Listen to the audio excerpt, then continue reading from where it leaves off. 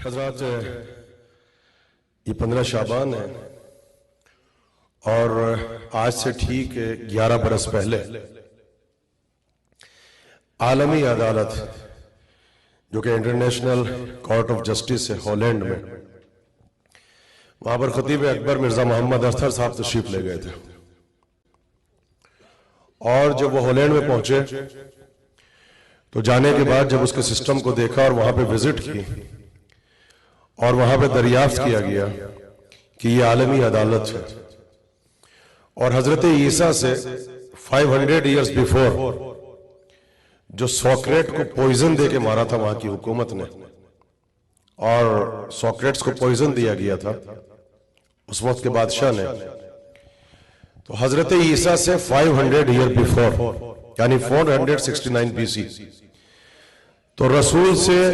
500 बरस पहले ईसा और ईसा से 500 बरस पहले सोक्रेट,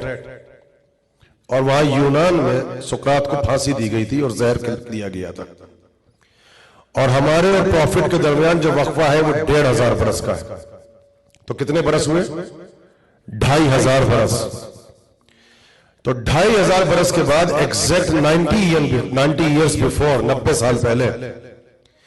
यूनान और ग्रीस के लोगों ने इंटरनेशनल कोर्ट में जाके मुकदमा और केस फाइट किया था।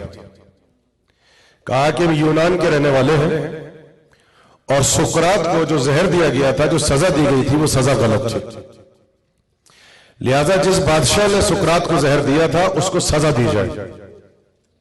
और सुकरात को बरी किया जाए। मुकदमा चला इंटरनेशनल कोर्ट में, आलमी अदालत में, और सोक्रेट ने उस मुकदमे को जीता 2500 बरस के बाद। और आलमी अदालत में इस बात को तहरीर किया गया कि सुकरात जो था वो हक पे था और सुकरात का फलसफा हक पे था, और उस बादशाह को सजा दी गई और दुनिया के हर अखबारात के सामने इस केस, इस मुकदमे को पेश किया गया। तो 11 बरस पहले जब मिर्जा मोहम्मद अख्तर साहब खतीब अकबर जिंदा थे तो वो हॉलैंड गए और आलमी अदालत से उन्होंने जाकर रुजू किया कि हमने करबला के वाक़े के बाद हजरत मुख्तार ने करबला के शोहदा के जो कातिल थे उनसे तो हमने बदला लिया था, लेकिन यजीद के कत्ल का इंतकाम अभी तक बाकी है। जो असली इंतकाम लेंगे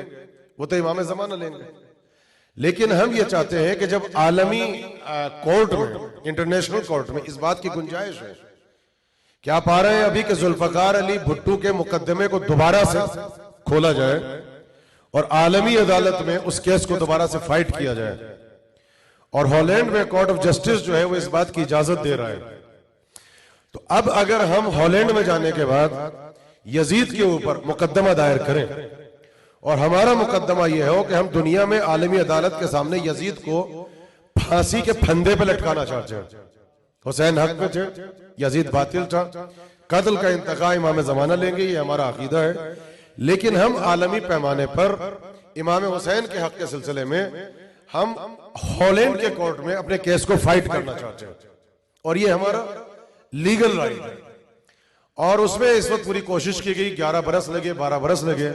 इस वक्त हिंदुस्तान से जो जानशीन खतीब अकबर है मिर्जा एजाज अख्तर साहब, वो वहीं पर मौजूद हैं, और जर्मनी के इस वक्त से जो सबसे बड़े, बहुत बड़े शायर हैं इकबाल हैदर साहब,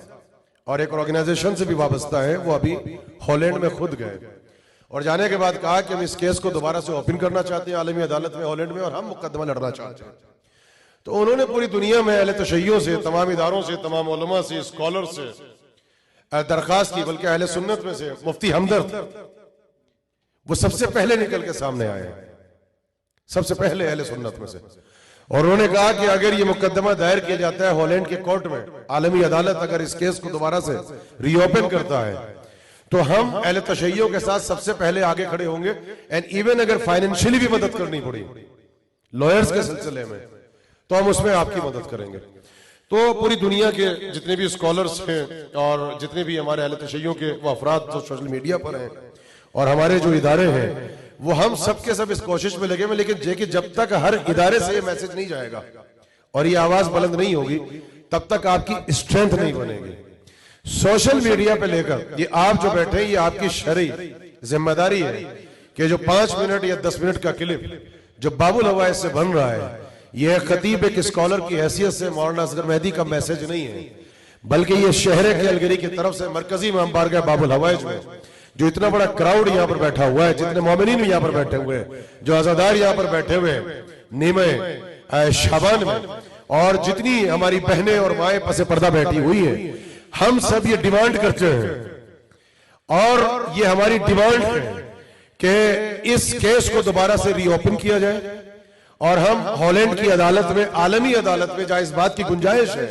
कि इस मुकदमे को दोबारा से रीओपन किया जाए, हम मुकदमा लड़ना चाहते हैं और हम ये चाहते हैं कि हम वहां पर मुकदमा दायर हो, दुनिया के मुख्तलिफ मकातब फिक्र, मुख्तलिफ अध्ययन से ताल्लुक रखने वाले जो उलमा है, जो स्कॉलर्स है, जो मुफक्किरीन, उनको बुलाया जाए और आलमी पैमाने पर जो हॉलैंड का कोर्ट है वहां पर यजीद को ऐसे फांसी के फंदे पर लटकाया जाए जैसे यूनान वाले 90 बरस पहले उन्होंने मुकदमा दायर किया और वो उस केस को जीते और उन्होंने साबित किया कि बादशाह जो था वो बातिल था और सोक्रेट जो था वो हक में था। ये हमारा मैसेज है और इसमें अब सब हमारे साथ हैं कि इंशाल्लाह हम हर तरीके से, अगर ये मुकदमा हॉलैंड में जाता है आलमी अदालत में, तो हम ये सब ये चाहते हैं कि इमाम हुसैन के हक के सिलसिले में अपनी आवाज को बुलंद करें। और जर्मनी के जो शायर हैं और इकबाल हैदर साहब, जिनका ताल्लुक सरजमीन पाकिस्तान से है, और उनके साथ वो अहबाब जो इस वक्त जाके कोशिश कर रहे हैं, हम उनके हक में दुआ भी करते हैं कि परवरदिगार आलम उनको कामयाबी और कामरानी अता फरमाए और हम अपनी जिंदगी में कम से कम ज़हूर हजरत हुज्जत से पहले यजीद को आलमी अदालत में पनिश होते हुए देखें। एक बाबा से बुलंद सलावत पढ़ दे मिलके मोहम्मद वाले मोहम्मद पर।